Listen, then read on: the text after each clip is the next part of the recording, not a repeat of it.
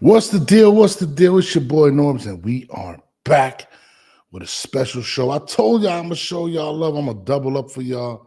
We out here getting busy this morning. We had a great interview with Coach Eric Roman Sr. Spoke on Edgar Berlanga, and everybody go check that. Make sure y'all like, share, subscribe, hit the notification buttons on that. Make sure y'all show love to your bro. But today I bring another special guest today, my man Jamel Herring, former champion, military man.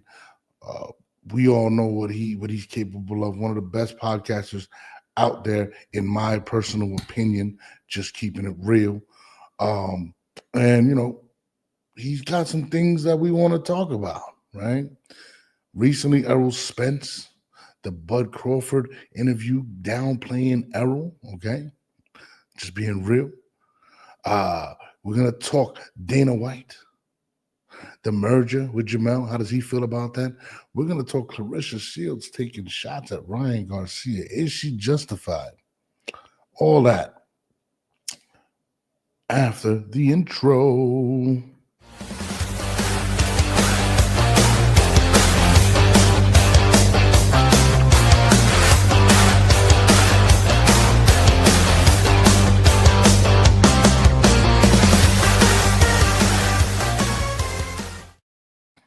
Yo, what it is. It's your boy Norbs. Again, like I said, we are live and direct. I'm gonna wait for Jamel to call in right now, but we are definitely live in the building. Appreciate y'all. Letting everybody get in here, waiting for Jamel to call in when he's ready. But this is about to be a movie tonight. A lot of things have been going on in the world of boxing, of course. We got to talk about it. But definitely make sure y'all check out the interview I just did this morning. I'm doubling up. We're creating this 10-8 podcast movement. I want everyone to tune in, to watch, help build the platform. I appreciate all the love, to be honest with you, that I've been receiving from the boxing community. And again, Rome wasn't built in a day. We're going to continue this movement. We're going to continue to build it. But we got Jamel Herring coming on right now. I'm actually just tweeting everyone, making sure they come in the chat. I want to hear from everybody. But this is definitely going to be an interesting show. Definitely. Let me get Jamel on the line now. I'm telling him to call up while we're waiting. Hold on 1 second. Okay. Oh, wait. Actually, I got to turn on my damn set. I got to put on my what's it called? What's it called? My Bluetooth. Sorry about that, guys. So in order for me to connect him, he has to be on the Bluetooth. But yeah, there's been a lot of good boxing stuff being talked about today. Shout out to the chat. Shout out to everybody that's tuned in. Of course, my man Roland Curtis of Vermont Aves in the building. And that's Jamel as we speak right now. Let me just plug him in real quick. Jamel, what's the deal, my brother? Everything's good, man. What's going on, bro? Chilling. Make sure everybody hears you. Everybody hears Jamel. He's live in the building. Shout out to my guy. What's good, brother? Now, everything's good. Can't complain. Just relaxing, chilling. Yeah, man. I feel you, man. Boxing has been an interesting place, and you have made some interesting waves on the internet with your tweets, your posts. Do they call them tweets anymore, or just like? Because I know it's not Twitter anymore. I don't know if it's tweets or posts. Nah, facts. Like I still call them tweets, though. You know what I mean, bro? I still call it Twitter. How about that? Like, it's just one of those things that it's just crazy to me. Like, I don't know how did it turn. I mean, I know Elon Musk bought it, blah blah blah, and then the rest is history. But Jesus, I still call it Twitter, man. I don't know why he changed it, but it is what it is. But what do you think about everything that's going on in boxing today, man? Like everything that we're gonna get into specifics, especially what you've been saying. Yeah, right. But there's been a lot of stuff with the Dana White situation, with everything. But we're gonna start off actually with your comment about that kind of went crazy on the internet with Errol Spence. And what you said was, everybody's going crazy about this Errol Spence Jr. Hall of Fame talk. I love Bud. He's my brother. But it's okay to disagree. And here's why I believe Errol Errol deserves his credit. EJ was a unified champion in one of boxing's most storied divisions. He beat active world champions to win every belt. None were vacated. Kell Brooks, Sean Porter, Ugas were all reigning title holders when he beat them. He shut out Mikey Garcia, came back from a life-threatening crash to beat Danny Garcia, and consistently fought the top competition without ducking. He packed arenas and sold pay-per-views and helped carry the welterweight division during his run. His impact and accomplishments stack up with many already in the Hall of Fame. Losing to one of the best fighters in the world in a generation doesn't mean erase that. Errol Spence is absolutely Hall of Fame worthy. I mean, that's what you said, and I know you stand by it. Why do you think Bud actually made? I mean, that interview I watched with Bud, he made a lot of controversial comments, but why do you feel like he made this comment, especially the fact that his biggest opponent to date was Errol Spence? Doesn't that kind of take away from his legacy? No, I think honestly, I think Bud was just looking at, I guess, comparing everything that he's done in terms of moving from division to division. The knockout streak he's had as a welterweight and things of that nature. But at the same time, like I said, you still can't diminish, in my opinion, what Errol Spence has done. I mean, EJ, he had to go overseas to go get his belt in hostile, enemy territory against Kell Brooks. That was a close fight in my opinion, until the stoppage.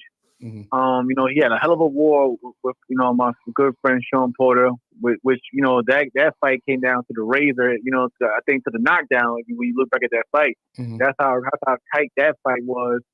And he was consistent. He was consistent, and he was actually trying to fight the better names out there. So like I said, I've been around Bud for years. We trained together. We sat at the table together and had many discussions. And like any other family or whatever, we all have our disagreements. You're not going to agree with everything your siblings say at the table, and and vice versa. So but at the same time, yeah, you could say that Errol Spence is possibly his biggest name on his resume. But I know how Bud views his entire resume as a whole, and from him also as well, going overseas to go get his first world title as a lightweight and so forth, and becoming a two-time undisputed world champion in his own right. Regardless of who you may say the names who he fought to get it, he still accomplished the feat. So I think that for the most part, that Bud is looking at more of the accomplished feat rather than just the names or who he fought on his resume at times. Yeah, I mean, he did go up in weight. Errol was dominant in his weight division. A lot of people critiqued Gervonta for not moving up in weight, and Errol pretty much did the same. But I mean, it's kind of weird how in a 2 or 3 years span how how people view Errol Spence. So when I seen him make those comments, it really surprised me because I'm like, damn, bro, like this is what a lot of people are feeling about Errol Spence, and it's unfortunate because it's almost like kicking a man while he's down in a sense. And I don't think Bud intended to do that, but that's kind of how it comes off. And right. It's kind of foul because Errol Spence to me is one of the best fighters ever at 147 pounds. No, I understand. But like my main thing, again, like I pointed out, we can all agree to disagree. You know what I mean? Doesn't mean that everything someone says is a fact. Again, like I said, I love Bud. He's always been a great supporter in my own career and things of that nature. But it's just that when people start, what kills me when everybody started chiming in, which again is their opinion as well. But it was just the stuff they was added on to the fuel they were added on to the fire that was throwing me off a bit. And then but they did the same thing in terms of Bud's resume. So it's boxing. You see it every day. The boxing community is very opinionated. But you got to just take it for what it is, because at the end of the day, I'm not the one who makes the vote when it's time to to punch in whatever fighter name comes up for the Hall of Fame. So it is what it is. Yeah, and it's crazy. Shout out to my Iceman Scully. He couldn't make it tonight. He was supposed to. And I wanted both of you guys on because I really respect you guys' opinion. And he said there's certain people that aren't even on the ballot that deserve it. And it's kind of crazy to hear that. Like, what are the actual, and this is funny, and there's a bunch of Hall of Fames which I didn't know, because when you think the NFL, right, you're thinking Canton, right? When you think Major League Baseball, you're thinking the Major League Baseball Hall of Fame, right? There's one. In boxing, there's like the International, then they have Vegas, they have all these. Yeah, Right. and it's kind of crazy to me, because I'm like, which is the one that matters most, right? I would assume it'd be the International, correct? Right. Yeah, my opinion, it's at the National. Like I said, this guy's on there. I think that I've been crying about on getting on there for years. I think, correct me if I'm wrong, Diego Corrales just got mentioned. I've been crying for Diego for Wait, forever. Diego's not a Hall of Famer? I think his name just got pretty much just got mentioned in the past few months or so, whatever. But like, yeah, Diego Corrales. I've even argued about even guys like the late Vernon Forrest and so forth. Vernon Forrest beat the man at the time who beat the man. Yeah. He beat Shane Mosley after Shane came off the first De La Hoya victory. And I'm like, when Shane was Shane, yeah. And he went up to 154 as well and won another world title and championship up there. So, and his life was just cut short. But again, I also argue, like, what's the criteria? I'm not knocking anybody. Like, I appreciate and respect everybody who made it there. But like, when guys sit there and say that this one or that one didn't doesn't deserve it, I would say, like, okay, no disrespect, but we got Gotti in there. Gotti was a tough individual, but at times, like, the only marquee thing that people only point out to me really is this trilogy reward. And that's a great trilogy, but you can't sit there and say that based off a trilogy, this is it. But you'll knock another fighter who's probably beat this guy, and this guy, and won titles here and there, and then say, well, his resume is not good enough. That's what I'm saying. Like, for the most part, I don't know the criteria in today's world of Hall of Fame. I mean, even somebody asked me in one of the comments, would you be surprised if my guy Adrian Broner came up on the Hall of Fame talk? And I was like, you know what? In today's world, I wouldn't be surprised. He's a 4-divisional world champion, and at one point in time, he was looked at as the next Floyd Mayweather and so forth. He was entertaining for the business. He sold wherever he went. So I would say I wouldn't be surprised. He may not be a first, ballot, but again, I would not be surprised if even a guy like Adrian Broner sometime down the road gets his name mentioned for the Hall of Fame as well. Back to your comment on Arturo Gatti, and I feel like a lot of people use him. Mention him the most, making the Hall of Fame. As the criteria, right? No. But most people, I think, complain or say, "Hey, so how does Gotti get in over this individual?" And it's kind of crazy, because then you kind of got to add the criteria. Okay, Gotti lost the majority of his big fights, De La Hoya, Floyd, and he lost them in a bad fashion. Like, he was pretty much dominated, right?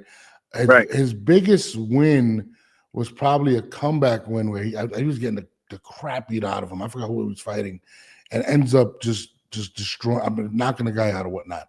But Gotti was known for being an exciting fighter. Is exciting get you in? Is that the criteria, or is it our accolades? Because, and you're right when it comes to Gotti, and I don't want to knock Gotti, because I was a fan of Gotti. I got to see him, and he was very entertaining. But is it about accomplishments? And that's something that is kind of crazy. And that's why, hearing Bud's comments, it does open the door, the gate or whatever to, so what is the criteria? Like, it just doesn't make sense. And to find out that, I didn't even know that. I thought Diego was in there. And I'm not 100% sure. If anybody knows, please I'm trying to look it up, bro. That's my man Diego, like Chico, I was always a big fan, you know what I'm saying? Like, if you look at it, I basically was kind of modeling myself in terms of like what hit the frame and the things he was doing at 130 pounds and things like I admire guys like Chico, just that tough and gritty. Yeah, but and even he moved up to become and won other world titles, other divisions and things like that. And he had great fights and rivalries within his own career. But I haven't seen, I think until recently, him being even mentioned about finally getting into the Hall of Fame, which is crazy. And the crazy thing with Chico is even his opponents, Castillo. I don't know if Castillo's a Hall of Famer, and I think Castillo should be a Hall of Famer, to be honest with you. I mean, This is a guy that arguably a lot of people believe did beat Floyd Mayweather the first time they fought. A lot of people believe that. The fight with him and with Diego was one of the greatest fights I've ever seen. Period. I mean, you bring up a good point. Like, if Gotti makes it, how doesn't Castillo make it? I mean, this guy put on shows. I mean, I mean, and again, it's a confusion with the fans because there's so many different entities that feel as if they have a right in coming up with this. Like, why is there so many Hall of Fames? Like, there's no commission to commission all this stuff. Like, I feel like that's where the confusion lies. But I think you're right. The fact that if Diego Corrales is not in the Hall of Fame, that is absolutely absurd. I mean, Diego was. I mean, and I remember at the time, even when he fought Floyd, a lot of people had Diego winning that fight. Like, exactly. Yeah, a lot of people forget that, man. People forget because of the outcome that a lot of people were saying that up until that point, that was supposed to be Floyd's most dangerous opponent up until that point. Yeah, I mean, Chico was a dog. I mean, you know, he spoke very soft, but this guy was a killer, man. Like, power in both hands at 130. He was putting people out. Like, this guy was no chump. You know what I mean? So, again, you know, if you really look at 130, 135 back then, you know, with Chico, you had Floyd, you had Shane Mosley. Like, this was a stacked era. Yeah, don't forget. You know, he beat, you know, my guy Robert Garcia. Yeah. You know, that was a fun, entertaining fight. You know, so like he has names on his resume, but yet I haven't seen him in any Hall of Fame until maybe recently. Check this out. So let me read this comment real quick. Shout out to everybody that's tuning in. The chat's starting to go crazy. Roland Curtis, my guy, says, I've heard some journalists and major boxing media say the way Spence lost in this division canceled out everything that Spence did in this division. That's insane. I mean, if you're a media person and you're saying that, especially if you're in, I mean, I guess what professional media, whatnot, you should be embarrassed to take that away for that loss. I mean, what do you say to that, Jamel? I go on to what you just said 5 minutes ago. You just basically said that, and for the most part, and again, there's no disrespect. I respect every individual who stepped in that ring. But you pointed out that Gotti lost pretty much all of his major fights and like one-sidedly. Yeah. So how can you sit there and praise that, but then say that because the way Errol Spence may have, and like again, most people would say if he lost because of this or that reason, but still, we're gonna just diminish all of his other big fights that he won and how he won them. Like, that's ridiculous. No, I mean, absolutely. Like, you can't have one without the other. It doesn't make any sense. I mean, Errol Spence, if you were to put the two together between Spence and Gotti, you would say Errol Spence was the more successful fighter. I mean, I don't even see how it's even an argument, to be honest with you. Yeah, you know, like I said, again, my man Diego has wins over Popo Freitas, Casamayor, Robert Garcia, and others. You know, 2 divisional world champions, IBF super featherweight champion, WBC and WBO lightweight champion. Like, what's the criteria here? I'm just saying he's been overlooked himself. But again, I don't know how they choose some of these guys. But again, it doesn't seem like it's always the same criteria for when it comes to certain fighters. No, I mean, let's keep it. Let's take it a step further. And again, there's a million apparently Hall of Fames in boxing, right? Wasn't Turki Al-Asik just inducted into one of the Hall of Fames? Like, how does that even happen? You can't do that, Jamel. You can't do that. No, I don't know how. I gotta go back and look at that one. I think I seen, wasn't that when they called him up to the ring and they basically presented him with the awards and they had all the promoters in the ring shaking their hand. Listen, man, I don't know. Maybe because you know he's the owner of the ring. I don't know, bro. But again, I still say you gotta be fair to the other promoters that's been doing it for so long. I'm not saying that he may not be on the right track, but like we gotta give things time before we start anointing people in these, you know, in these procedures, you know, awards and honors, things of that nature. So I don't know, man. No, I mean, but again, what's the criteria here, man? No, listen. What is the criteria? Like, because I mean, again, Turkey LSC just literally got here, right? And he gets that reward. I don't think it was the the international, which I think is the biggest one. But still, I mean, to say he's a Hall of Famer, you might as well put Jake Paul in right now for what he's done with women's boxing and stuff like that. And that's just being honest. You know what I mean? Like it just right. it makes sense. It's crazy. Before I got on here, I seen the MVP post on Instagram. Basically about the whole deal with him and Clarissa Shields. Yeah. I guess they're still back and forth. But I had a comment saying that, I'm just happy to see that women's boxing is getting the proper due respect, and they're getting put on big platforms. So I can't knock it. Clarissa Shields, that was my 2012 Olympic teammate. That's my sister. I said, hopefully, she looks at things differently, because I feel like it could be a good financial gain. Yeah. But at the same time, it's good to see. Like, I was excited when I seen, what was it, last week or the week before that, how he Jake Paul and MVP, with the help of Amanda Serrano, they signed a gang of, for really good prospects. So not just Alicia, shout out to Alicia Bumgarner, but again, it wasn't just her. They signed a good roster of female fighters to showcase their talent on bigger stages. So I can't knock it. I may not be the biggest Jake Paul fan in terms of his own boxing career, but what he's doing as a promoter, I gotta respect it. He's giving people opportunities. He's helping put more money in women's, pockets. Yeah. So gotta respect that. Somebody in the chat just said, the Sports Insta, shout out to him. He says, you're wilding with the Jake Paul Hall of Fame talk. Am I? Think about this, guys. Let me just add this real quick, because we're talking about Hall of Fame. Am I wilding, right? Amanda Serrano, apparently, before Jake Paul, wasn't even paid in the six figures. These are her words. Amanda just received, these are facts, I'm not making this shit up, the highest purse in women's history for her versus what the hell's her name? Katie Taylor, part 2. And now she's going to sell out the Garden and probably make double that as the headliner. Guys, Jake Paul helped with that. Jake Paul put her in position to sign these big females in MVP. He gave her a lifetime contract. You can't listen. Hate Jake Paul all you guys want, okay?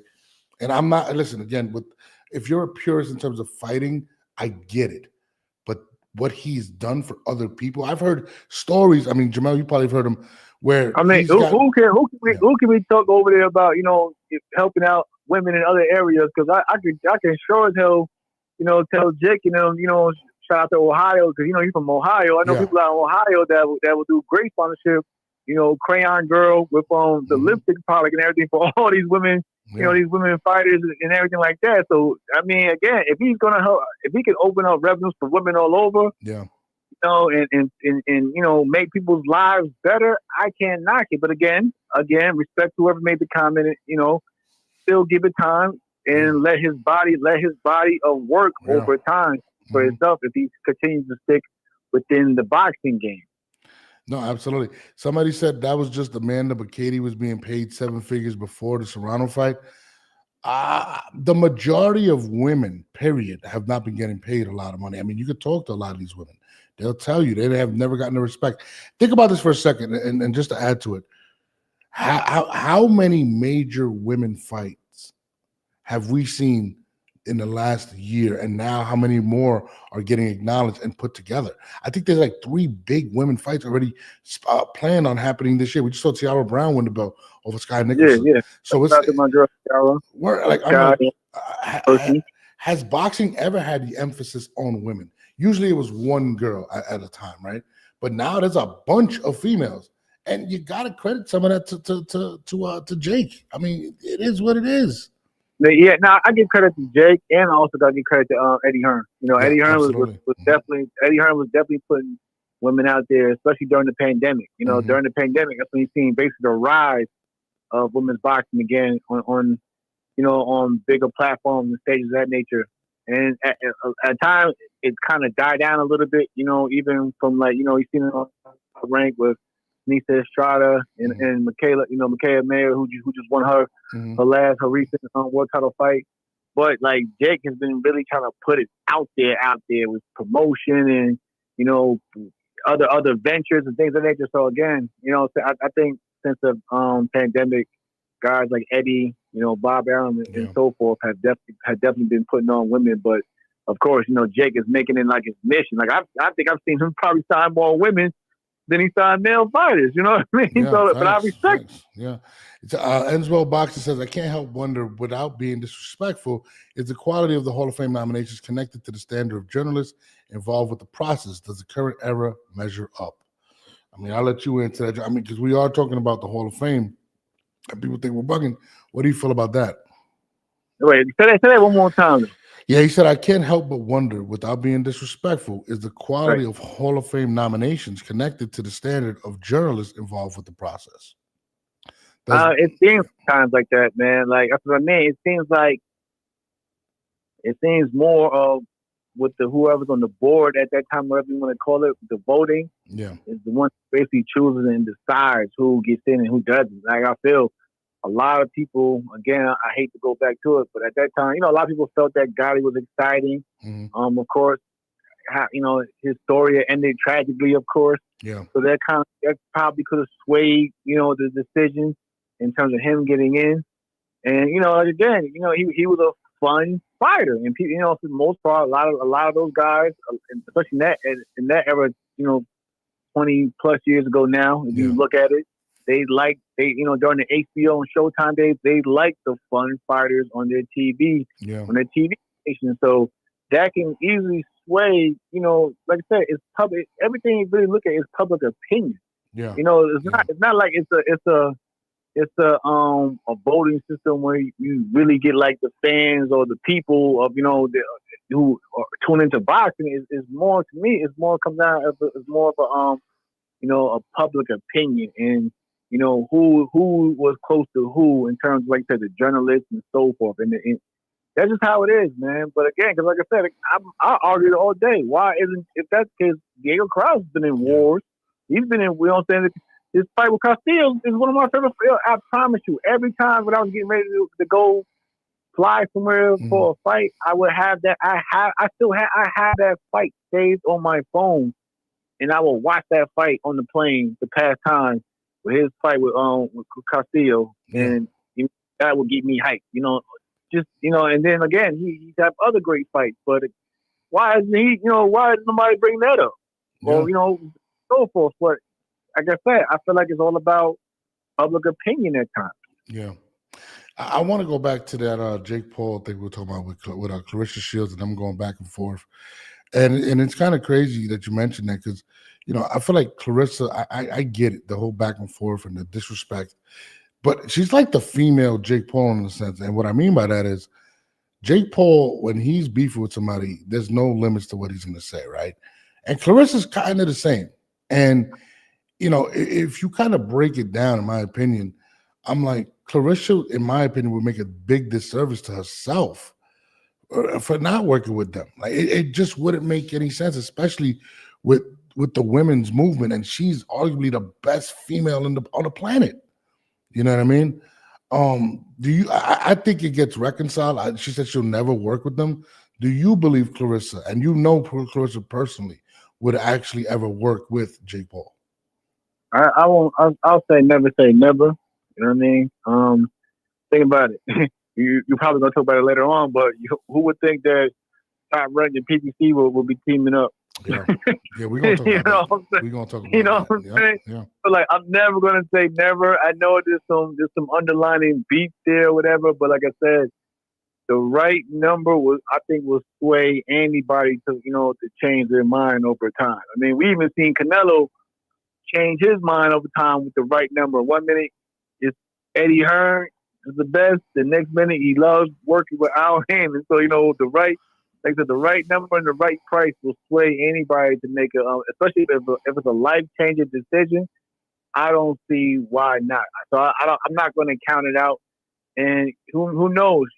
Jake he may sign a female fighter also that Clarissa may want to fight, which will basically, she won't have to sign to him, but she'll have to negotiate to where they have to share a platform together, and she might, change her mind after seeing how things go for that. So, with boxing, anything is possible, man. No, absolutely. I want to go to what you just said about PBC, which I thought what I really wanted to get into as well. Joining Dana White. That was another one of the texts that you had put up, and actually tweets or whatever the hell you put up on X. We're gonna say tweets. We're gonna say tweets, right?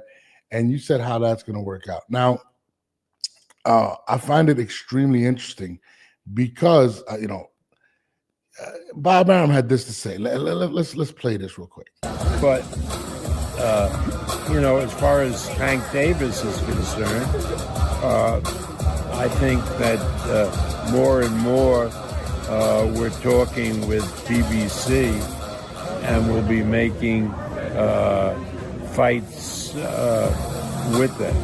Is part of Turki Al-Sheikh and the new is part of that prompting you guys to work together more when in the past you may not have. That is correct. Okay. So that's competition in the marketplace is a good thing, kind of thing. Yeah, absolutely. Yeah. So I love Bob Arum because he has no filter. He's just like, you know what, I'm gonna put it out there, right? He doesn't care.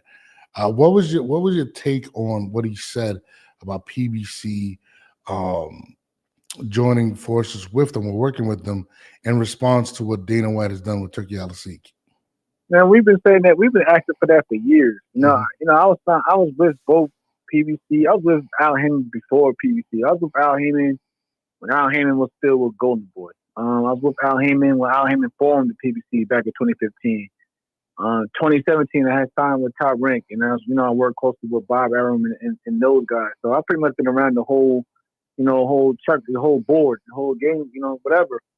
But as a fan, I always wanted to see, bodies, promotional bodies, whatever you may want to call them, get together and work together, because at the end of the day, it benefits the fans. It draws more attention.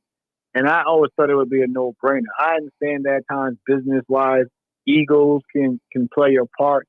And I always felt that, the fans suffer in the end the most. But, I'm actually glad that we got somebody like Turki Al-Sheikh in the game, because let's be real, he's basically forcing everybody's hand, especially when he's trying to create a league, something that we really didn't really see on a major level, where, you're going to have to compete with that, because not only is he, he's drawing up his own league and he's shutting out, if you look at it, some of the sanctioning bodies, we've seen how they reacted to the news and everything like that. Yep. But don't forget, Turkey has big pockets. Yep. When you have big pockets, of course it's going to sway fighters to be like, well, why am I going to stick over here when I can be going? I mean, look for instance, I know Top Rank wasn't a fan. I mean, I think Bob put it out there. He wasn't a fan of Jared Anderson taking that fight, and then basically, pretty much ruining the Top Rank product. You know what I mean? When Jared took the loss or whatever, and things of that nature. And then when he came back, he didn't look like the same Jared Anderson in his last fight. And but Jared went over there because of what? He gave him an offer that he couldn't refuse. Yeah. You know what I mean? So again, I think to avoid that from any other platform like Golden Boy, Top Rank, PBC, Matchroom, these guys gotta eventually, now they gotta put aside their differences and start working together. So I'm not mad at it. So it's crazy that it took this type of situation to happen. But again, better now than never. So this is my take on that, and there's a two-part take on this, right? It's kind of crazy because the promoters did this to themselves, and what I mean by that is this: you saw, let's call them Turkey a la pockets. We're gonna call them Turkey a la pockets come into the game, and everybody just saw green and money, right? And they all went there. Promoters were getting paid. They were overpaying the boxers, and you guys were loving it. Now, this is the problem with this. When it comes to business, right? Nobody, I don't care if you're a billionaire, a trillionaire, likes to put out money and not have ROI, return on investment. You're not making money. And Turki Al-Sheikh was losing money by the boatloads, which had a lot to do with how things operate in boxing promotions today, right? And I feel like a lot of these promoters have to understand that. And they felt like he was never going to go that route. And I think the fact that he went the route of Dana White really put them in a bad predicament, because Dana White's model is completely different than these boxing promoters. And, if you really think about it, Dana White is the biggest threat as well. And it makes a lot of sense why Turki Al-Sheikh would go that route. This man has been in business since 1992, right? Their company is always in the black. They're always making money, and they don't pay the fighters as much, right? On a big scale, like they won't pay 50 million, 60 million. But if you break it down, most boxers don't get paid that amount. It's a very small amount of boxers that get paid in 7 figures. I mean, you can attest to that, right? Am I tripping? Right. So no, you're right. You're right. Yeah, so he's looking at it like, look, bro, Dana White's been doing this successfully for 30 years. They have literally a show every week. There's no stability in boxing. There's no consistency with shows. There are pay-per-views in the UFC damn near every freaking 2 weeks. Like, it's crazy. Boxing has never had that, and it's been because of promoters. It's been because they can't work together. It's been think about another problem with the promoters. We can't make the big fights happen. Manny Pacquiao and Floyd took 5-6 years to make, right? And I just longer than that. That's crazy. 100%. But boxing fans felt like it was longer than that. Exactly. Canelo and David Benavidez, we can't get that fight. We couldn't get Bud and Boots for whatever reason. But Dana White doesn't tolerate these things. So a lot of the problems that the promoters or the fighters are creating, Dana White, he doesn't play that shit. If you're in the top contender, you're gonna fight this guy, you're stripped. And I feel like that's why he went there. It was the money and the fact that he feels like he could take over the game in a different way. And back to what we were saying, I didn't mean to be long-winded, Jamel, but what the key thing to me, what he said was, when he was talking about Gervonta Davis, which to me is absolutely crazy if they're going to rely on Gervonta. Because if you think about it, right, the reason they bring up Gervonta is, A, he's with PBC, right? But Turki has established a relationship. It took everybody off of the board pretty much. That's a big seller. Canelo, he took him off the board. Canelo's probably going to retire. He's calling him Uncle Turki. He doesn't care about this anymore. I'm getting paid damn near $400 million. That's what's rumored for these 4 fights. He takes the Devin Haney, Ryan Garcia, takes that off the table. He takes pretty much Anthony Joshua and Tyson Fury off the table. So it's almost as if he was playing chess the entire time, trying to get close to these fighters. And if you're the fighters, are you going to pick money or the promotional company over them? And it's kind of crazy because now you're relying on someone that may not be, that hasn't showed the willingness to fight the big fights, and we don't even know if he's going to last another year. So I think it was very telling what Bob was saying, because it may be too little, too late. I mean, I said a lot. I digest what I just said. How do you feel about what I just said in regards to that and Gervonta Davis? Like that, Bob, I love Bob. Bob's my guy. Bob, sometimes Bob be right on the nail. Sometimes Bob just throws things out there just to, stir some things up. But I don't think he's far-fetched at times. You know what I mean? I mean, he's other than Don King, he's been around for the longest. You know what I mean? Something like that, yeah. Yeah, and he's been successful. And his model, despite people may think at times, it still continues to have life to it and still runs. Mm-hmm. I believe that Top Rank is probably one of the best in terms of building up prospects on the right path, to the title route. Now on the other side, I'm just going to touch on, I think, the Turki and Dana situation. Yeah. A lot of people feel that, we've seen it, you and I see it. They feel like boxing is currently fractured. Too many promoters, too many belts, and basically fighters duck each other. I'm sure that, Turki is looking at Dana's UFC model, which is proven to work. Fighters under one banner, clear rankings, and big fights that are actually happening, and things of that nature. Then we also got to point out, the massive financial backing. Turki and the Saudi government, they bring, like they say, you got a government. They're bringing limitless funding.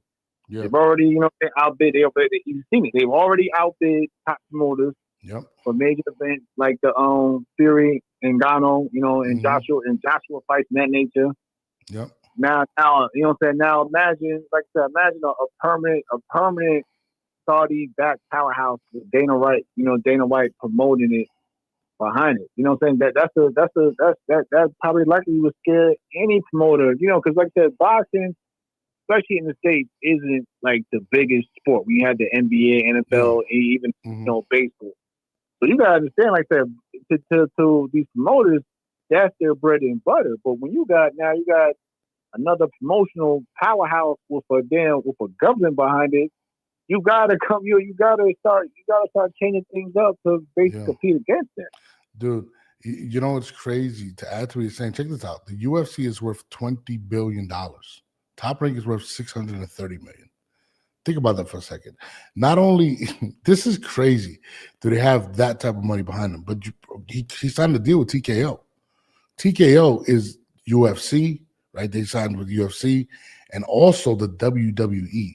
And let me add on to that. Let me say, at the end of the day, Dana knows how to build stars. Yep. But we do McGregor, the Rouseys of the world. Most boxing promoters right now, they struggle, with marketing fighters outside of hardcore fans. Yep. TKO, you seeing guys popping up on WWE Network and things like that. That's what I'm saying. Like, this new promotion will combine elite matchmaking and storytelling. You know what I'm saying? Creating stars in it and out the ring. You know what I mean? So, like, the main thing that we've been having is basically getting these top fighters that we all love to see, basically being promoted to the masses out there. And with a backing like Turkey and, a guy like Dana who could put faces out there in different areas other than boxing or MMA, that right there is a threat. You know what I mean? And then you might start, I'm not even going to say might, you're probably more like going to start seeing fighters jump ship. No, how about this one? This might be the icing on the cake that nobody's even thinking about. You just saw Matchroom join forces with what they signed exclusive deals with DAZN, right? Think about this for a second. Jake Paul and Mike Tyson did 71 million views on guess who? Netflix, right? Live viewers. Guess what? Who's on that? The WWE. Guess what fight is rumored to be on in September 13th on Netflix? Also, Canelo versus Bud Crawford, which is going to be the biggest fight of the year. Now you have Netflix playing and they have a relationship with TKO. DAZN is in danger. And think about this for a second. ESPN backed out, Showtime backed out of boxing, and HBO. So like boxing doesn't really have many platforms either. And that's another thing. And that's what people don't realize. The NFL is successful. Why? They got TV deals. They get advertisements. All these things, right? They do revenue sharing. In boxing, they don't have any of that. And guess what? UFC, bro, they have a shitload of sponsorships. It's insane. Like you said, the bottom line is this, man. This whole thing, Turkey, despite what we may say, it's not just another promotion. It's a game changer. It could do to boxing with the USA. With the UFC, did with MMA.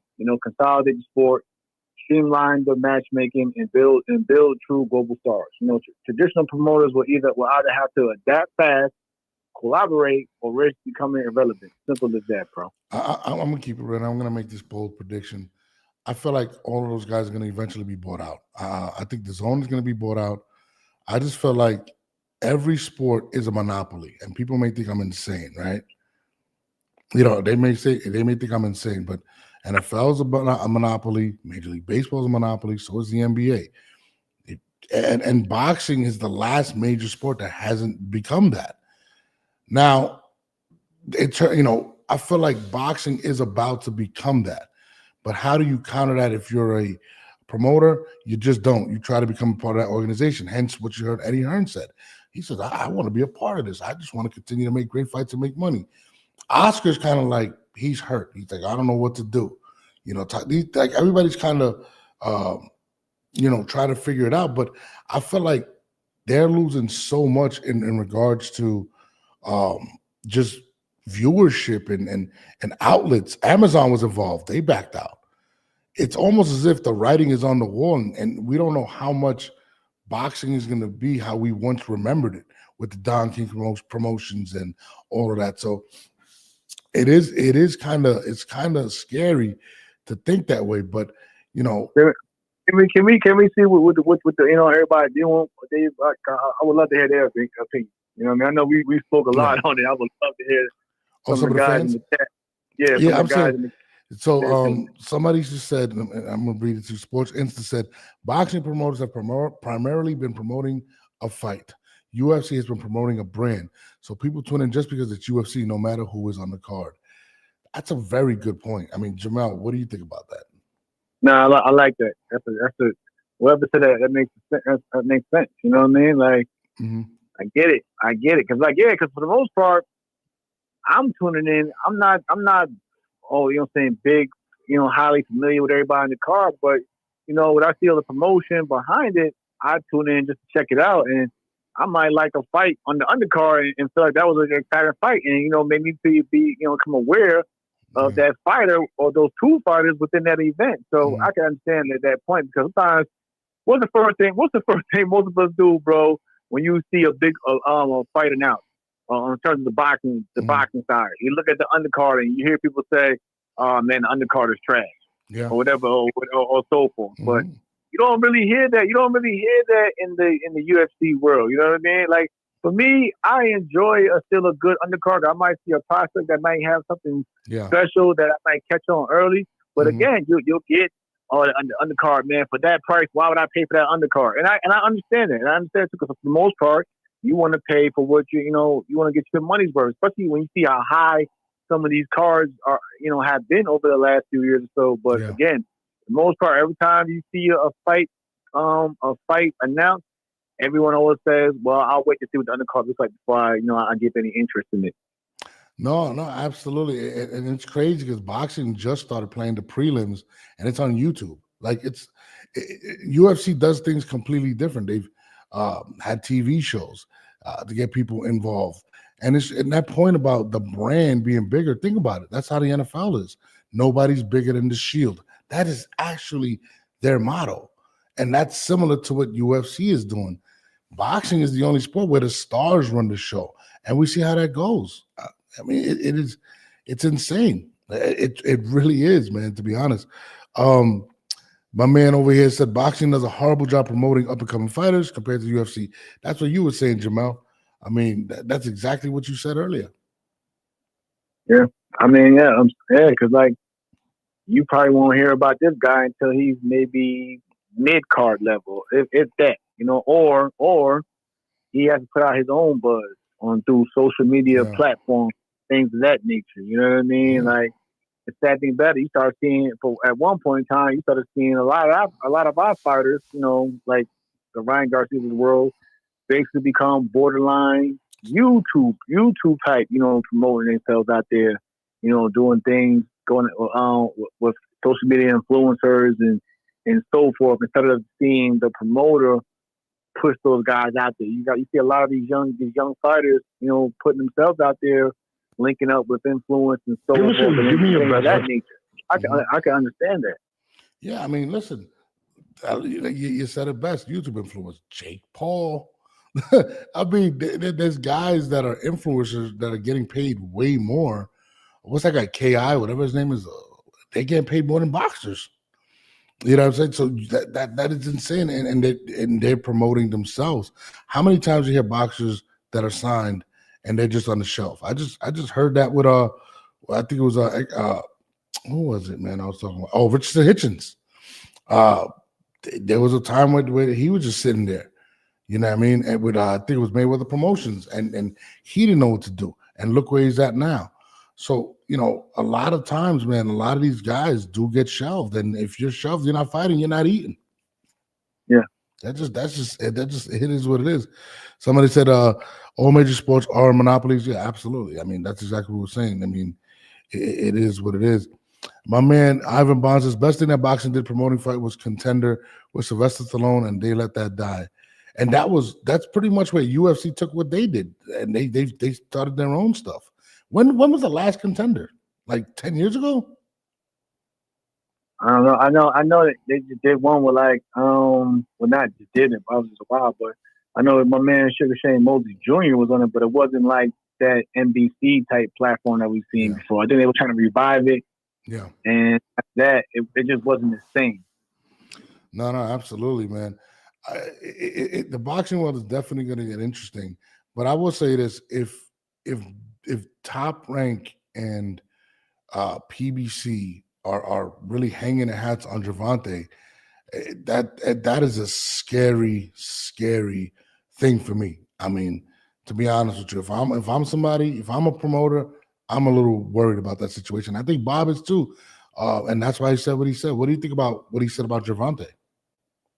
I mean, if you feel like they're hanging their hat on just one fighter, that could be the issue right there. Like someone said in the comments, like, you know, they promote maybe a fight or one fighter, and that's the problem right there. So instead of promoting just the brand, or trying to get more attention and eyes on the upcoming fighters, like, you know, why not promote guys more like the Abdullah Masons of the world, and then, you know, and so forth. And you know, you gotta have a backup to the backup plan, you know, because again, some people now you see it. Some people think that, you know, Tank could be in danger with the Lamont Roach rematch. You know what I mean? Lamont comes in there with that same confidence and even better.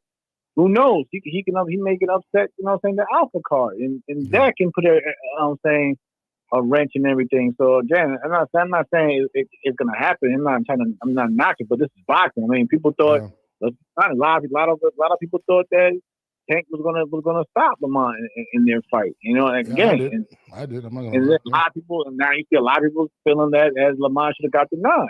But you can't, you know, you shouldn't rely. That's the problem. You can't rely on just, you know, a figurehead. You know, you gotta start promoting the brand as a whole. You know what I mean? Because again, there's a lot of you know, talented guys in boxing who are just not getting that, you know, that noteworthy type of recognition yet.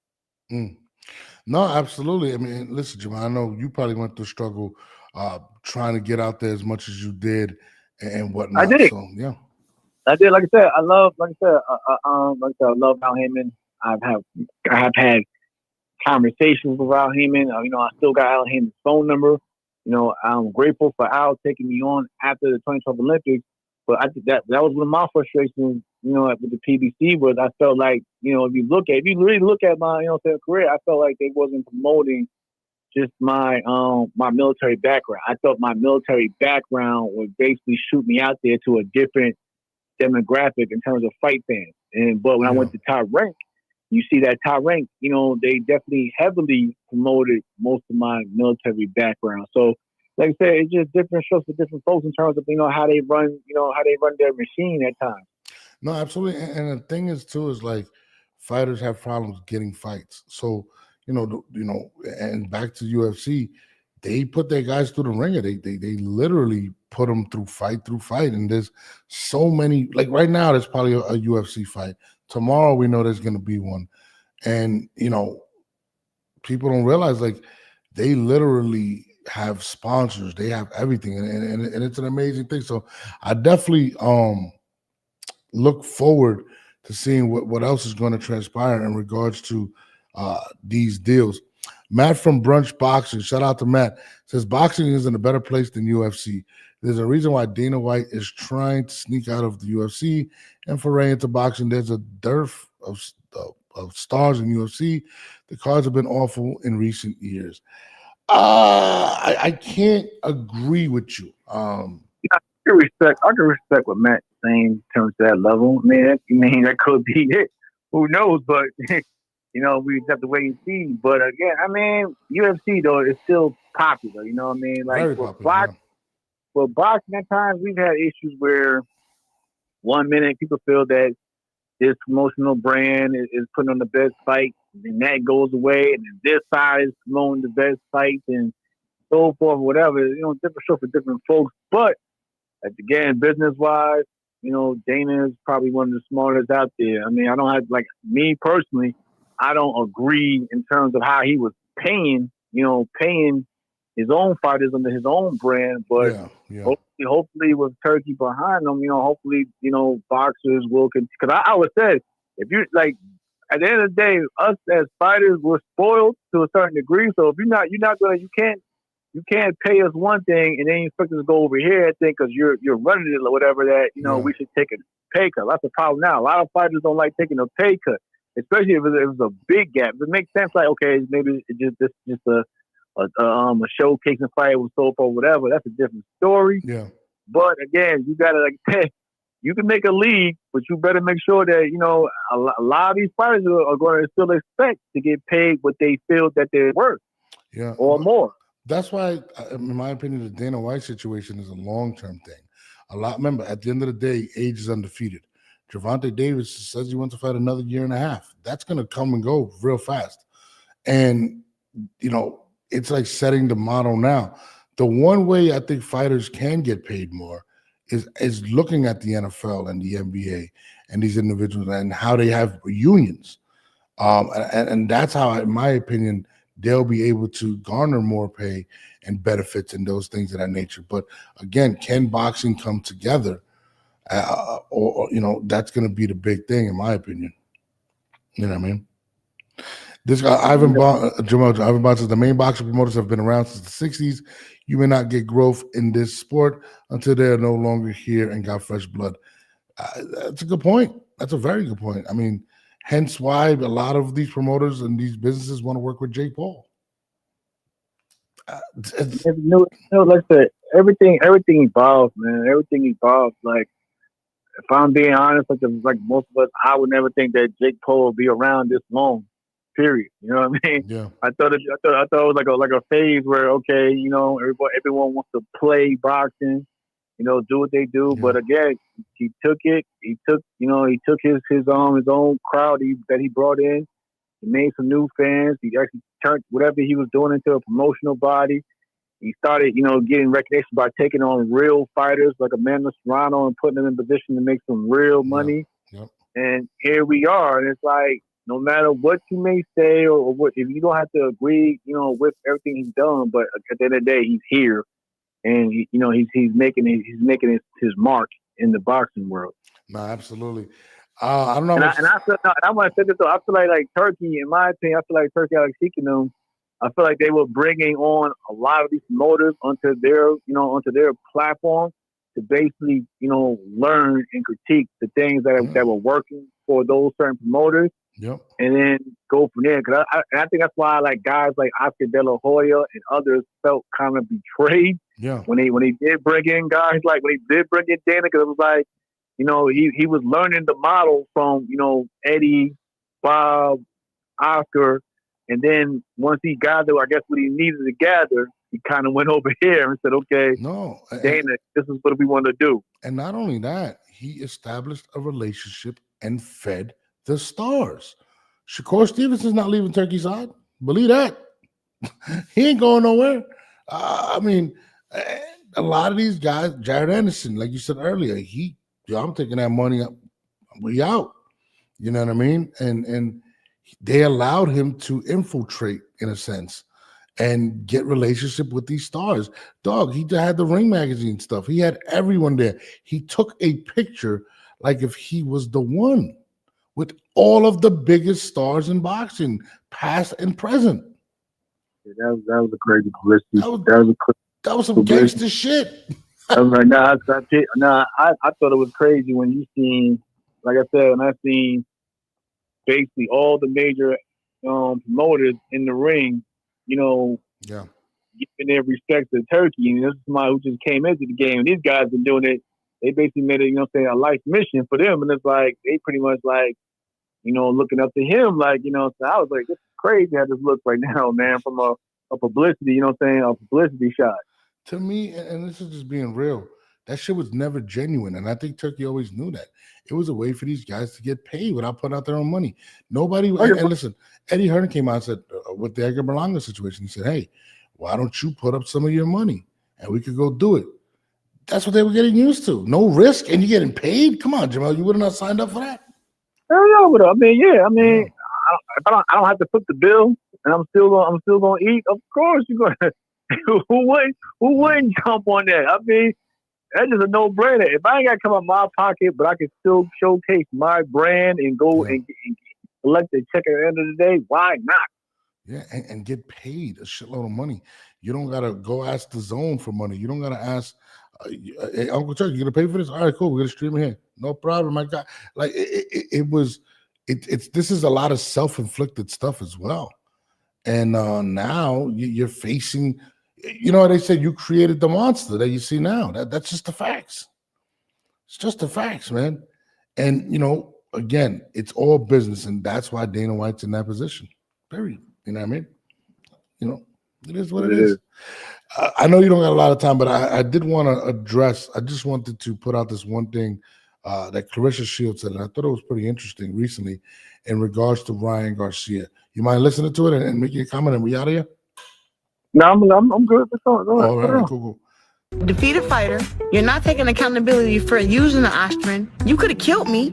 Ryan has contended that the Austrian had nothing to do with his performance. How did he know? Austrian do what? It helps you lose weight. Well, when you gotta lose less weight, you're stronger anyway. Okay, it helps you still. It was still an Austrian hook. It was still a not losing the weight hook. It wasn't the Ryan Garcia hook that hit Luke Campbell.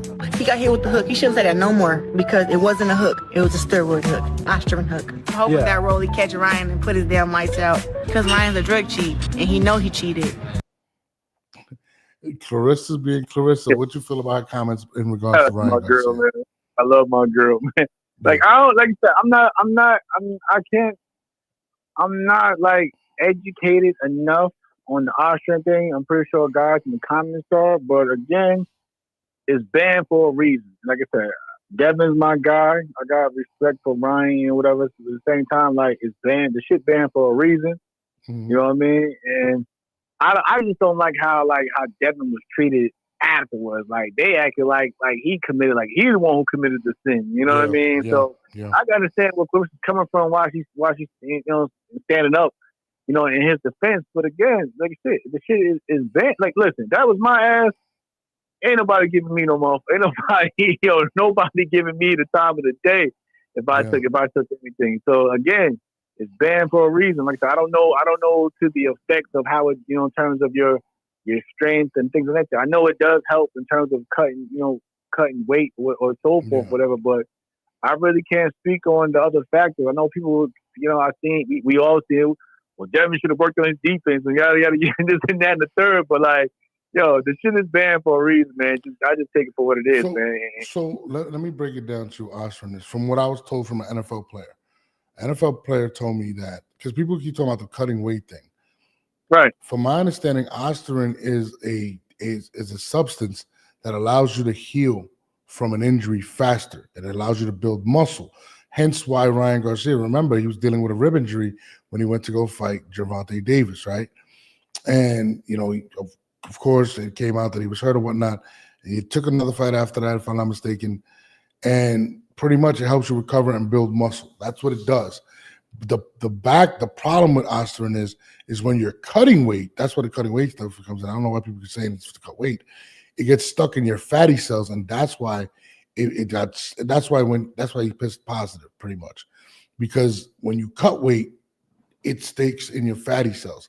So that's what I was told from an NFL player, to be honest with you. So again, that's pretty much the definition. I think it helps preserve muscle during, calorie deficient. You know what I mean? Mm-hmm. So it helps. It helps preserve muscle during the, cutting fat. And I read that it enhanced strength and endurance. Usually, like I'm reading something right now. It usually reports improve power output, stamina, especially in compound lifts. May support better recovery between sets and training sessions. Exactly. Yep. Joint and bone support, originally developed to help with muscle wasting, may have benefits for joint healing and bone strength, especially during intense training phases.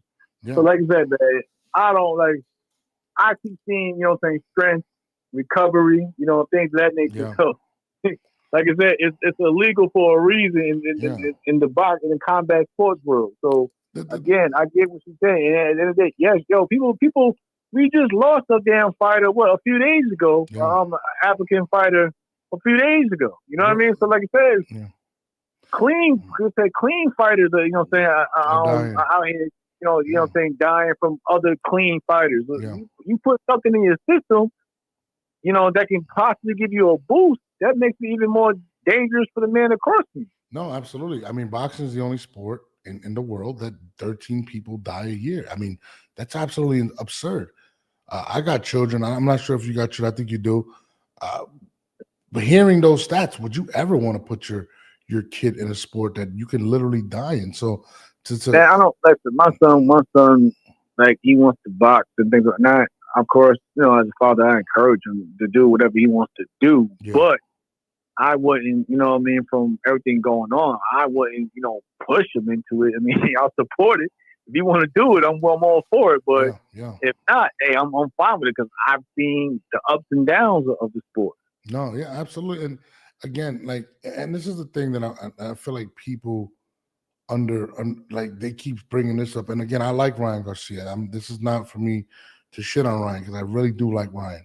But when people said he tested, there was X amount, a little bit amount that was found in the system, and he's like, and people are like, oh, that's not enough to, guys, that's what was found in the system. When you cycle, right, and this is just the facts, when you cycle, there's a lot of NFL players, a lot of baseball players, they run cycles within a certain amount of time because it gets out of their system before they're drug tested.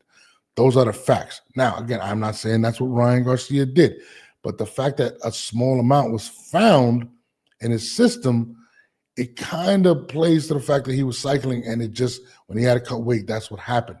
But it doesn't matter the amount that was found. It's the fact that he was on it. And it's an enhancing drug. And you're right. I didn't like the way they treated Devin Haney. Like, bro, they treated him like a sellout. He's not a real dude. It was absolutely crazy how they were talking about him, Jamel. Even with the lawsuit, I'm not mad at him for the lawsuit, bro. Like people, want to say what they want, but his stock took a big hit, and people forget that's the major part of his lawsuit, not the battery, the unjust enrichment, and the fact that he lost a shitload of money because of that. Yeah, no, I get it. Like I said, I get it, man. It's a fucked up situation, but again, like they said, there's a reason why we have drug testing and things like that in the sport. So I don't, like I said, I give to give that man Devin some grace. Because like he could have been fucked up. It's like bad, bad. Yeah. Like, I mean, and my thing, see, that's what I was saying about him going into this fight against my man Jose. Yeah. Like I basically want to see where Devin is at mentally because most of like you said, boxing is more mental than physical. Devin had to take on a lot of mental, mental hits and impact outside the ring after the whole thing, came with the lawsuit and yada yada yada. Then you got to go back into the gym and you got to mentally ask yourself, do you still have what it takes to get you through that rough patch, in those mid to late rounds and so forth. So, like I said, my main thing is to see, like, I'm more interested in that fight because I want to see how mentally strong Devin is today. I also want to see if my man Jose Ramirez still has that hunger and that dog in him. So that's why I'm interested in that fight on that card. So it's a lot to act about with the two of them within that fight. No, listen, you're absolutely right. And that was my main question when it comes to Devin Haney is mentally, is he going to be there? Physically, is he going to be there? When you take he took a beating, let's be honest. He took a lot of big shots. How does that affect you? And you being a fighter, clearly you've had to deal with doubting yourself, or you bring up some good points. That is a major concern for me as well in the Devin Haney fight, and a lot has to be proven. Can he bounce back? I mean, that May second card is going to answer a lot of questions. I mean, how does a big loss like that and a beating, in a sense, how does that affect a boxer? And of course, speak from experience, That shit fucks you up. Mm-hmm. Yeah. Simple as that. That first week or two or so, man, that mess is gonna eat you up. I'm telling you. But for me to get me through it, I had a strong team. I got good people around me. Things of that nature. Like I've been there. I've been there with Shabakov. I've been there with Shakur. I've been there. Like, what I'm saying? This shit ain't easy, man. It's You know- rough, but like I said, boxing is more mental than physical. Sometimes you gotta act, you gotta also ask yourself the hard questions, like, yo, what's going on? Can I still do it? Do I still got, But again, sometimes you gotta put aside that negativity, and you just gotta go, at base. Sometimes you gotta figure it out on your own. With the Okendo, when I put Okendo, the eye situation, whatever. The Frampton team, matter of fact, today is like the 4-year anniversary since I beat Frampton, whatever. But like, going into that fight, they felt that, I was a quitter and this and the third and yada yada yada. And so the Frampton performance turned out to be one of my best performances of my career. So again, it's one of those things where you got to go start. You gotta find that. You gotta dig deep within yourself to find those answers. You see, you still have that dog in you. No, and the crazy thing is, and I'm not dissing you at all. Devin Haney had a father that really put a lot more light on him. It was almost as if they weren't just beating up Devin. He took a lot of shots because his dad, and this was a big fight. Like, listen, and you got to think about it. People were stating that Devin before this loss was the next one. He was unbeatable. He's gonna box his socks off. And again, I would have just everything that he had to have gone through in the last it's going to be a year almost that he's fought. It was insane. Listen, I watch posts all the time. The people just harassing Devin. The lawsuits. You're not a real person. By his peers that he was once cool with that said, "Yo, he's going to be the next one," killing him. That's the pressures of boxing, bro. I mean, they did it with my man EJ, with Errol. Yeah. I'm saying Errol took the loss to Bud.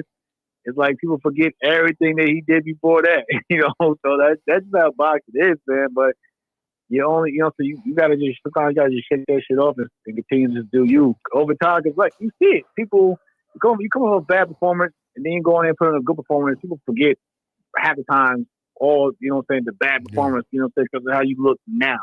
You gotta. It's all about what's now. Boxing sometimes. And I'm included as a boxing fan. I'm not knocking, just boxing fans. Fighters, we are fans too. Sometimes, we go based off what have you done for me lately type of vibe thing. So it is what it is. Until Devin gets in the ring, he's probably gonna have to, deal with the scrutiny of the last fight. But if he goes in there, he puts on a hell of a performance, does what he does, people are gonna be like, okay, all right, Devin Haney's back. We need to see Devin and get him back in these big fights again. No, but it's the crazy thing. I kind of agree with you and I kind of disagree with you, right? Like, he has to put on a hell of a performance, but he has to put on a hell of a performance. It can't be a boring fight that he just wins. That's what I'm saying, though. You gotta if you go in there and put on a hell of a performance, it's like, damn, he's that guy. No, 100%. Yeah, no, 100%. But I'm saying he has to put in this fight. But not only that, he has to beat Ryan Garcia. Like, they can't. I don't think he can move on to bigger fights unless he beats Ryan. And I'm emphatically, and I feel like that's always going to chase him. They're running back. Like I said, them guys been at it since they were amateurs. I think it's still a good story. Yeah, I can see them in the back. It may not be the next fight afterwards, but there's going to be a time where those guys are running back. I mean, they said October. They said October. That's the fight. Running back in October. Yeah. That's the same. Running back, but again, listen, we had the Shane Moses and the De La Hoyas. They had a rivalry from the amateurs, and they still want to fight. It's spoiled into the pros. It's nothing new that we haven't seen before. Yeah. No. Remember, he had the Balco incident. That's just facts. Yeah, the Balco thing with Shane. So Oscar felt cheated, and Shane fought him the second time and beat him the second time. So, it is what it is. Answell Boxing says our boxing family here in Ireland lost John Cooney only a few weeks ago, only 28, about to move into the British and European level. Most fans don't realize the impact these tragedies have.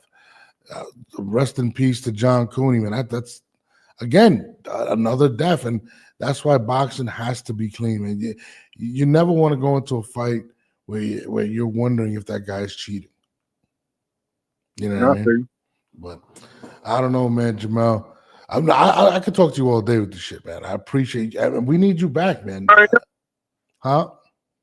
But now you already know it's always love over here, man. Like I said, I don't mind talking to anybody. It's just what I do. No, absolutely. I mean, listen, you need to get back. You need to get the microphone. I'm gonna hook you up with the camera. I got you. I'm gonna help you out, man. Don't worry about it. No, I'm gonna get it back. I'm gonna get it back. Don't worry about that. I'm gonna get it back. Nah, I ain't mad at right that. now. I'm just working on things, man. Working on things. Boxing definitely needs your voice, man. Definitely need to pod more.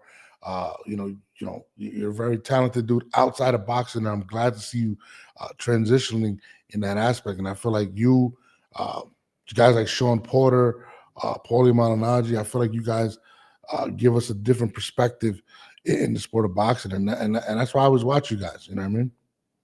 Hell, shit, yeah, man. Like, hey, even I'm not gonna lie to you, man.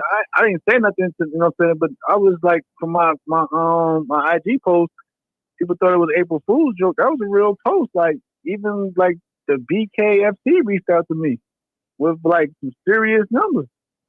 Really? I'm dead serious.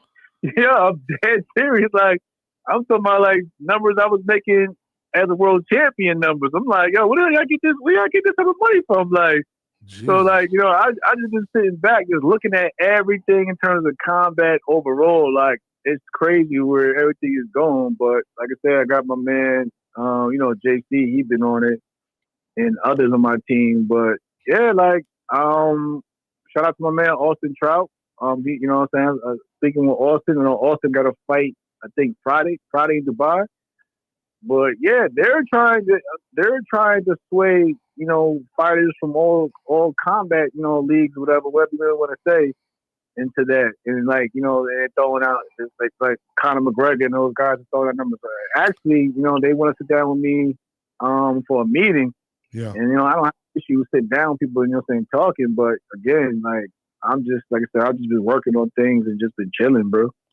Jesus, I mean, bare knuckle is kind of scary. I don't know. It just makes me nervous to see that, man. That's what I said. I was like, I gotta actually sit down. Like, they want me to come to one of the events. I'm like, I'm gonna just, make room on the schedule and, see how. Because I really haven't tuned in. Like I said, I watch Austin and I see like, if you watch Austin be boxing these dudes, man. Shout out to my man Austin Trout. Like, I'll be watching Austin, man. Like, I just get an idea of what, like you'll say, the system and, and the mechanics of it, things of nature. But like, again, yeah, man, your hands are your tools. You know what I mean? Your hands are your tools. Didn't Paulie end up doing a Paulie Malignaggi? And I think Paulie didn't have the best hands. Shout out to Paulie, man. Yeah. Paulie, you have to say, man, it's like, I think it comes down to your hands, man. Like, that's the thing. Like, it's all about your hands and your tools. But I think, like watching Austin and boxers and that dynamic, like, I look at it, the most of it is a 10-minute fight.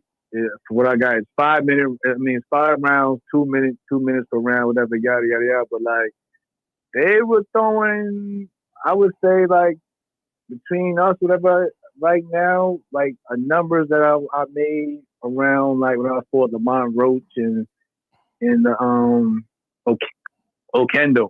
I would say Frampton and Shakur, obviously, my biggest paydays up there in the 7-figure mark. But like, yeah, like, but Ainge, that's where they're at now. It's crazy, and they're growing. Yeah, fast, so I'm just sitting there like, yo, I'm listening. You have to, especially with someone like Conor McGregor behind it, and people looking. And remember, this is an era of people wanting fast-paced and quick entertaining stuff. There's no more, like, you think about it, even with the music industry, right?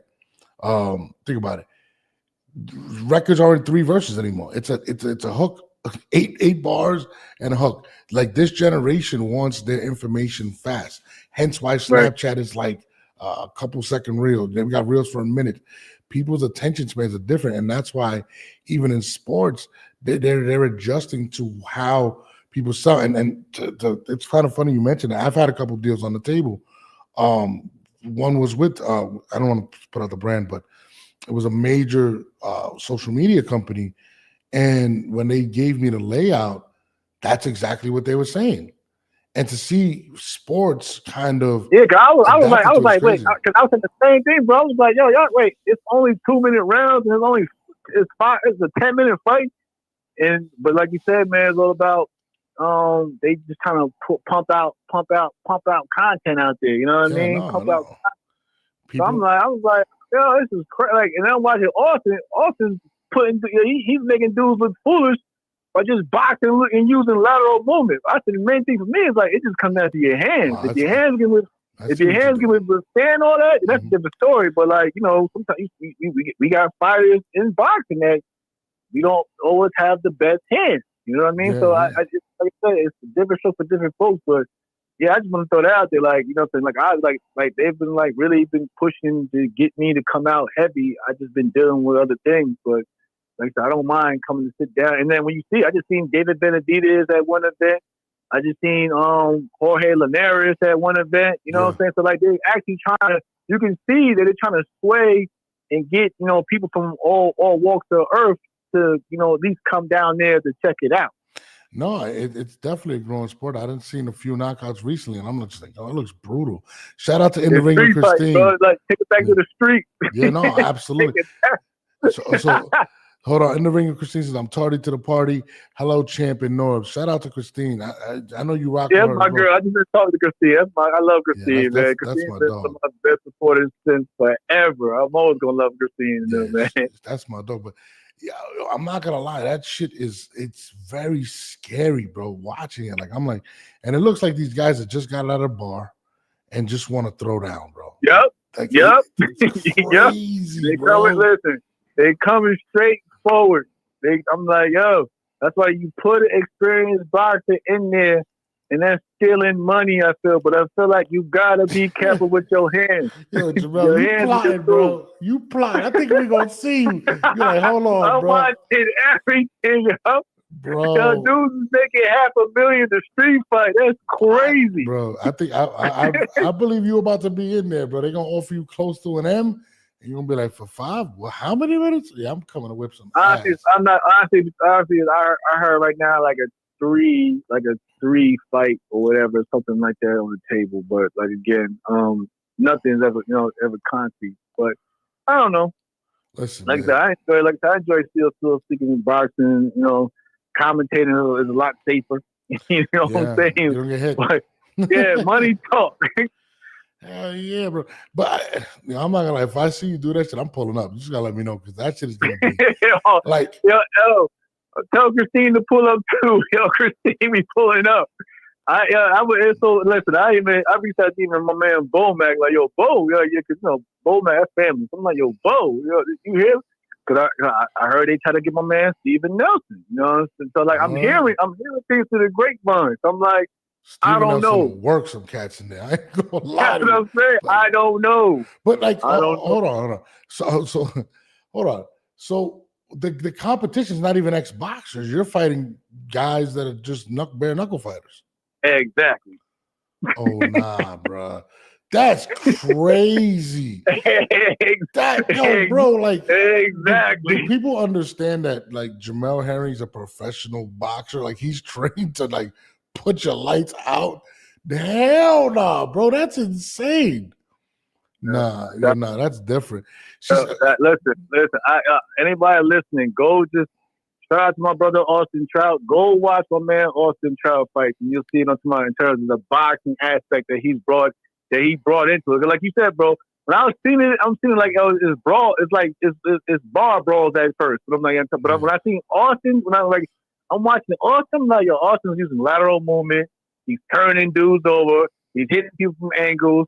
He's throwing in punches you don't see. I'm like, because a lot of these guys are swinging for the fences, like they in the streets too. Yeah, I'm looking for, you know, saying technique as a boxer. But again, it's still dangerous. Don't get me wrong. Like I said, in your hand, you gotta watch your punch placement because you don't want to hit nobody on the forehead. That could, yeah. But again, they came to me and I'm listening. That's all I'm saying. Bare knuckle fighting championships. I just want to help with the promo. I hope they got a check for me, man. Let's make it happen, Jamal. I'm with that. But did you hear about the biggest social media troll in the world is about to fight Sean Porter? Oh, Ray. I call him the GOAT Ray Jackson. That's what I call him. Sean Porter versus Ray Jackson. Who you got winning that fight? I mean, Ray, I mean, if they gonna pay Ray, pay Ray the bag. I mean, if you can't act who's gonna win that fight. I think Ray don't. Even, I think the only thing Ray knows. I think Ray knows the outcome of that fight. I mean, bro, Sean Porter still Sean still out here sparring world champions just for the hell of it. He was over there with Jerome Boot Anderson. You know what I'm saying? So like. But if it brings publicity to the man and puts money in his pocket, then it is what it is. Shout out to Ray Jackson. Ray Jackson is definitely the most popular boxing troll in the world. When I watched, oh my God, Lamont Roach say, "Nah, F everybody," but yeah, I like Ray Jackson. He's hilarious. I'm like, bro, Ray is the GOAT, bro. Like people really like Ray Jackson. Like it's insane. It is what it is. Yeah. Christine said she wants to work the cut corner for you at that. Yeah, I'm like, so I might get cut. Motherfucker throwing bare, fists and shit. I don't even think I got Christine. I got you, Christine. You was with me. Bro, I don't even think you're gonna get hit, bro. You fighting guys coming straight out of the bar. That's my man. That's what my man. Shout out to my man, Jimmy Belt, my strength coach. He was telling me, he was like, bro, they're not gonna hit you because you're gonna. I was like, bro, I'm still like, anything can happen in a fight game, but like, yeah, he was saying stuff like that. So like, you see, they trying to sway, but I'm like, I need to see concrete numbers, and I'm like, yo, 3, 4, I can do that. Hell yeah, bro. It's like we back in New York. I can do that. You're not even fighting guys that's really training like that. That's the wild shit, bro. The thing is, though, I will be. That's different between me. Like I was still going out there like it's a full. I will go out there like it's a full camp. I can't speak for everybody else, but I'm going out there like it's a camp. You know what I mean? Like that's just me. I'm going to be make sure. Get in shape. Just get in shape, man. Just get that is a genius concept. It's like average Joes versus pros, pretty much. That's what it is. Like it's shape, Mel. That's all you gotta do, Mel. You don't gotta cut down to 130. You go to 135 day weight class, Mel. That's it. You want to hear something funny, Mel? This is hilarious, right? There's one boxer that could probably pull it off, and nobody would believe he's a boxer, and that's Navarrete. He looks like a barroom guy. He looks like he just puts on his cowboy hat, he's drunk, and just pulls up. Oh yeah. Now he's stalking you. He's gonna stalk you from every corner of that damn ring. He's gonna stalk you. No, but he looks like one of those guys. Like he doesn't look like a boxer. Gonna stalk you with some shit that you don't see coming. He gonna hurt you. He gonna hurt you out there, man. Nah, that's one of my favorite fighters right now is Navarrete. I'm not gonna lie to you. That guy, I'm a big fan of him. But man, on that note, man, I'm gonna let you rock out, man. You know we got to do this again, Jamel. We need to do this like every week, bro. You need to stop playing, man. I'm like I said, I got you. I got Christine. I just sent over to Christine. And I said, I got love for y'all. There's no thing. I see I come on the spaces. I got love for everybody out there with a platform, man. I'm not a bougie dude. You know what I'm saying? We just talk it. We just talk boxing. We laugh and have fun and keep it moving. Yeah, no, absolutely. And I just sent Christine some new equipment that's coming out. That's fire, son. I'm gonna have to send it to you too. I'm telling you, the shit that I'm about to bring out is gonna be crazy, and it's on the road, so it's gonna be. Trust me, bro. This is what I do. I like this nerd shit, bro. I'm not gonna lie to you. Like I said, you know me, bro. You got my number, man. Hit it anytime. All right, brother. I appreciate you calling up, man. Thank you. All right, man. I appreciate you, brother. Y'all take care. You too. That was my guy, Jamel Herring. Shouts to Jamel, man. One of the best voices in boxing. One of the, just all around good dudes, man. I ain't gonna front. Definitely miss his voice in boxing. Definitely need him back as soon as possible. But, again, we had a great episode. Christine was not present. It's all good. That's still my dog. But we'll be back with Christine tomorrow at 10 a.m. I gave y'all 2 shows today, bro. And 2 fire shows. That last episode I just did with Eric Roman Sr. is crazy. I got so much content right now. I need help with editors. Anybody want to help edit some of this stuff to make reels? Because it is tough. Tough. Like Christine was sparring. This lady, this, let me tell you about Christine. I really, really love Christine. Like, the short time that I've known this woman, I genuinely love everything about her. Like, this lady is a dedicated boxing aficionado. Like, she literally eats, sleeps, shits boxing. This is an amazing person in boxing, and I hope I hope she eventually gets the just do in a situation. Real talk, and I hope we can get a show together eventually, because this is my teammate, man. I really love working with Christine. I love you too, girl. Like, it's we gotta these networks better come, bro. Like this show is growing. I'm trying to tell y'all, it's growing. You know what I mean? We want some big money, just like Jamel was saying. You know what I mean? We on deck. Hold on. She just got home. But yeah, on that note, I'ma see y'all tomorrow morning. What's that? I'm gonna see y'all tomorrow morning. Unless any of y'all want to call up, I can pull up a call up number. Y'all want to ask some questions before we go, but I don't know. I'm a little tired. But look for y'all. Look. Oh no, that's the Cash App. I didn't put up the number. But if y'all want to donate, y'all ain't even get one donation today. That's crazy. Out here working for free up in here. A shout out to my man Roland. Roland is Roland is on every show. Shouts to you, bro. Real talk. I really truly appreciate you for tuning in. I appreciate everyone for tuning in. I want everybody to understand this show is about. It's not only about boxing, but it's also I want it to put out there for the fans, so they understand that I want y'all to have a voice on the show. So I'm gonna have call-ins. I'm just trying to grow it. For some reason on YouTube, it's not growing as much, but it will. But I definitely want this show to be the people's voice. I want people to call up, and I'm gonna be answering calls on further episodes. Continue to like, subscribe, and share these shows so YouTube knows what's up. The algorithm it hits, and people understand how much quality that myself, Christine, and a lot of us are putting out there. So please continue to help us grow. Shout out to Ireland. I think he said Ireland, and as well boxing. Shout out to my Irish people out there. You know what I mean? And yeah, we'll be back tomorrow morning, man. I definitely appreciate y'all. You know what I mean? God bless. Have a good night, y'all. Thank you for tuning in. It's your boy Norbs. We're